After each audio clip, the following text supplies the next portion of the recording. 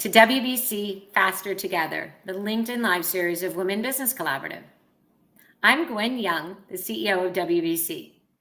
And WBC is an unprecedented alliance of over 80 organizations focused on diversity, equity, and women's leadership in business, and hundreds of business leaders building a movement to achieve equal position, pay, and power for all women in business. Through collaboration, advocacy, action, and accountability, we are mobilizing thousands to create momentum and accelerate the pace of change. WBC lives our commitment to DEI, and members of our leadership, staff, our board of directors, and our champions include more than 34% people of color. And every one of our 4 action initiatives has DEI goals for 2025 and 2030. So please check the chat for our action initiatives, which are the areas through which we aim to accelerate change. And please join our movement at wbcollaborative.org. So each week in this series, we offer different ways to advocate change and accelerate impact by presenting data, research, and best practices, by lifting up the power of women's voices for change, and by showcasing leaders such as today that are committed to allyship, inclusivity, and driving corporate purpose. So today I'm excited to be joined by 2 WBC champions, Jenny Evans and Latricia Shepard, to discuss how to build resilience in the workplace. And we hear this word a lot. It's more important than ever in today's workplace, especially as we navigate significant changes to the way we work. But we also know that resilient leaders are effective at adapting to change, creating stronger relationships with their peers, and are critical to creating a positive work environment and leading through transformation and change. So organizations must support their employees in increasing their capacity for resilience. And I'm excited to have Jenny and Latricia to offer their insights and expertise on this topic. So Jenny and Latricia, welcome to LinkedIn Live. Thanks so much, Gwen.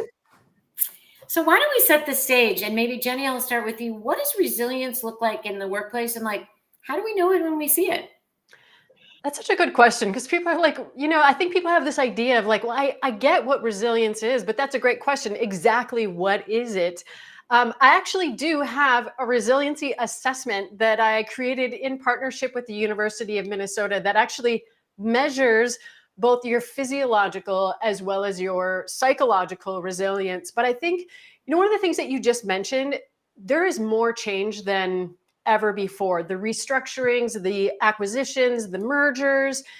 And I think resilience is people understanding how the brain responds to change and how they can become just more quickly acclimatized to the change and start making good decisions, get back into their stride, they're being productive.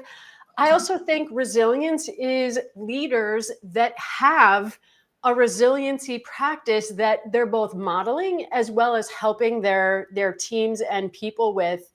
And I think you also see higher levels of engagement when cultures are more resilient. So, instead of being reactive, they're more proactive. Instead of always focusing on the problem, they're more focused on the solution. They welcome diversity and, different aspects. And I think you know it when you see it, when you actually see leaders and employees effectively managing and balancing stress with recovery and understanding that energy is a finite resource that also needs to be recovered. And so my idea of balance is not necessarily work-life balance, but balancing stress with recovery and energy out with energy in.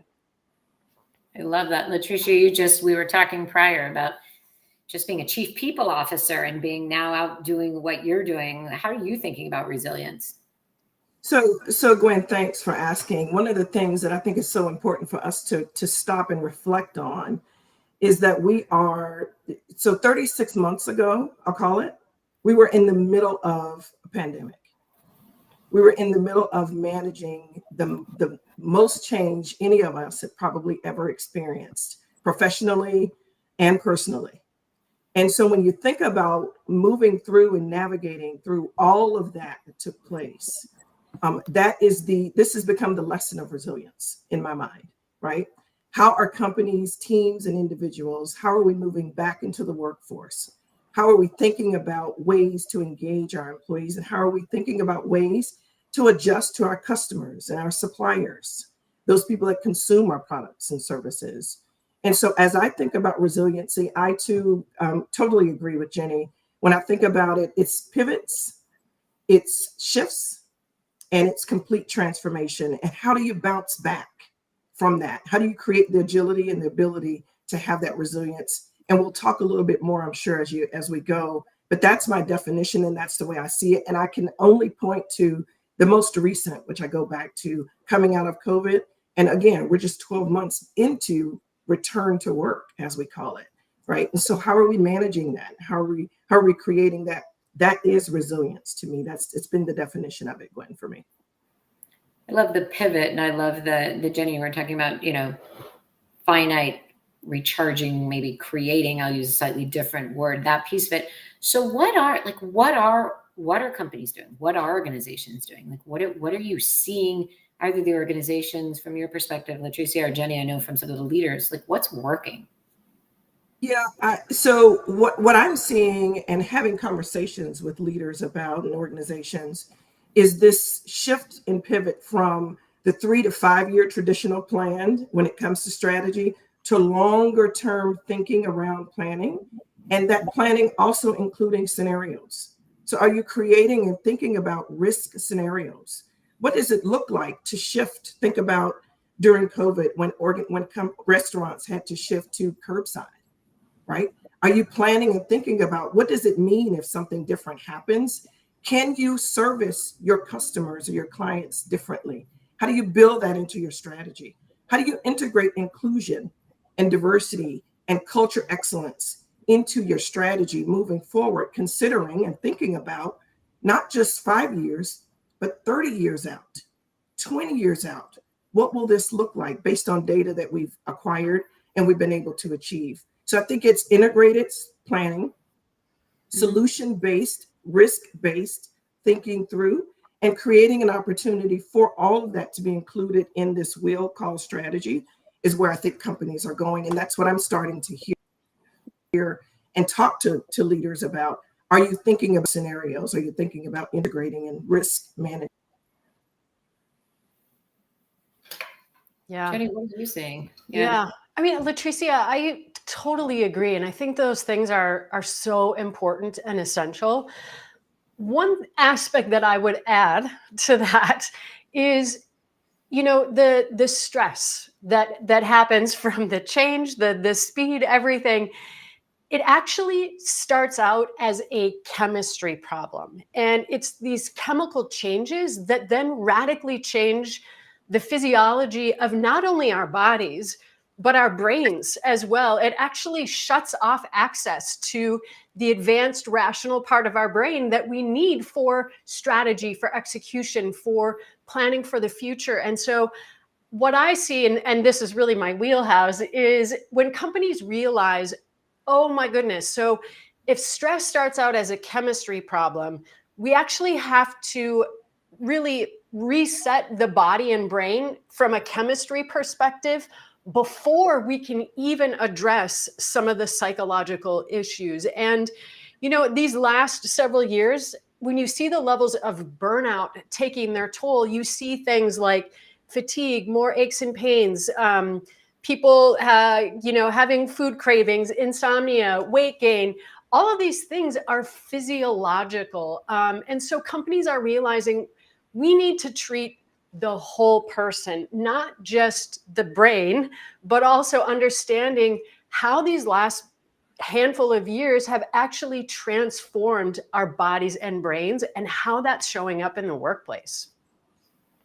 You are so right about that, Jenny. And when you think about what's happened over the last few years, so much more conversation is around individual wellness, team wellness. You're starting to hear things, and there's a McKinsey report focused on organizational health. There's an organizational health index. And the results of that talk about the fact that decisive leadership and what the value creation of an organization that's really healthy, and that value creation being increasing for that company's or that organization's EBITDA. And so creating, like you said, not only individual health, but then how do you translate that into what the health of the organization, right? Overall. Yeah. Yeah. 100%. So well said, Latricia. I love that. And I think, something I know both of you are doing, what role does coaching play in that, right? So we talked about strategy, we talked about kind of thinking of the whole person, and as you're coaching and having that conversation, because you've got both, stressed leaders, right? And then that can create a stressful environment, right? So what role does coaching play in all of this?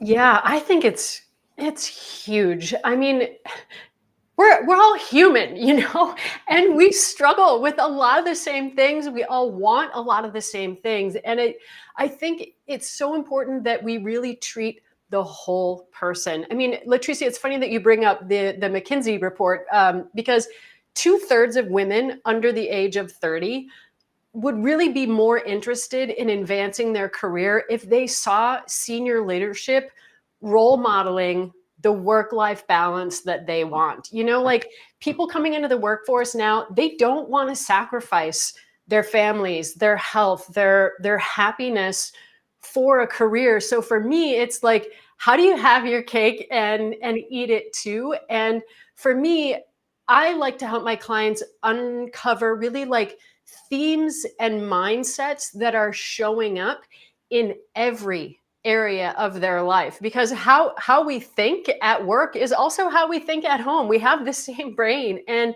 how can you uncover some of these mindsets that's really treating the whole lifestyle and the whole person? Because when the whole person shows up, that's a better leader, that's a better manager, that's a better employee. Yeah, and so when I think about coaching, Gwen and Jenny, I think about first organizations. So what can organizations do to help their leaders coach, right, to this resilience and really help the workforce in this, what I call new normal? I have an acronym. I kind of love acronyms. And so I think about this word called ACTS, right? And so the A in that is making sure that the workforce is active and engaged, making sure that feedback continues, and like you said, Jenny, really having a pulse on employees and understanding their wellness, understanding what programs are available through your benefits and things of that nature to help diffuse and support not only the flexibility needed by employees, but their wellness at work and beyond. And then the C is confidence. How are we rebuilding? How are we helping leaders and leaders helping their teams and individuals rebuild confidence after such a tumultuous time? And in a new world, in a new building, a new organization, and a new way to work. And then the T is trust. How are we, so much trust has been eroded across organizations, and can continue if we're not building and creating the health that we need, and the wellness, like you mentioned earlier. And then the S is focused on safety. So much conversation, so much research around psychological safety. Can employees feel safe in conversating, communicating, having dreams and ideas about their careers? Are they safe to be flexible? All of those things to me are what we need to be making sure leaders are focused on when they coach and as coaches across their teams and with individuals. And coaching plays a big part. Now, right, the new leader, if you will, it's all about how you coach your team, how you're coaching yourself, and how are you coaching individuals across your organization. So it's a pretty important aspect in this new normal, Gwen. Yeah. So glad you brought in the word trust too, because that's such an important word, right? Yeah. Well, if you don't have trust and safety, you don't have anything. No, there isn't.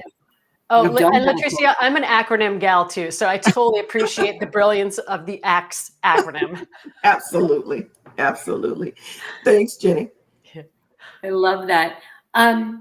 So yeah, what can organizations do, right? If we have a call to action, there's, we hear a lot, like, I don't know about you all, I hear a lot about sort of what individuals can do, but like, we always try to talk at Women Business Collaborative about like, so what organizations can do, how can they, to your point, get coaching, model, create that trust.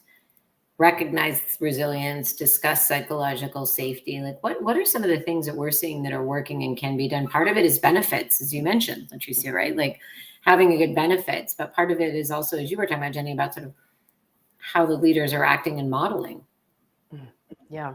I mean, this definitely, nothing can be just a one and done. And I'm really encouraging my clients to really think of this as, okay, if I'm going to be a bodybuilder, I don't go into the gym and just lift weights one time and I'm like, I did it. Like this requires repeated investment, and resilience is a muscle. The physiology of it, even the psychology of it. We're talking about neural pathways in the brain. And in order to change those neural pathways, that requires repeated effort over time. And so change is a process. It's not an event that you have and then ta-da, everybody's behaving differently. We're creatures of habit. Those habits are hardwired into our brain, and it takes time to rewire how we're responding to stress and change. So it's really about this is an ongoing issue that needs ongoing support of investing your time, your energy, and your resources. Yeah, and Jenny, you hit it, nailed it. There's nothing more constant than change. And so resiliency is something that I'm so glad that you posed the question, Gwen, and we're having this conversation, because if nothing else we take from this, it's not the cliche that, there's nothing more constant than change. It's the fact that resiliency and risk has to be a part of a business strategy. It creates organizational health, it creates organizational effectiveness. And so across stability and creating stability for employees, open and honest transparency, well-being is important. Agility is really important. Being able to shift on a dime and pivot is so important. And so when I think about the call to action, I think the call to action is creating this transformative strategy across new business, new normal, but it has to include the people components, the wellness components, and it has to include transparency. Even in challenging times, we have to be transparent. And that's what creates what Jeannie said earlier. Without trust, without safety, then our organizations have nothing. And the key ingredient, as a person in HR, I will always say will never change. The key ingredient to the recipe called workplace are the people that you put in it, right? It's all about the people. The key ingredient.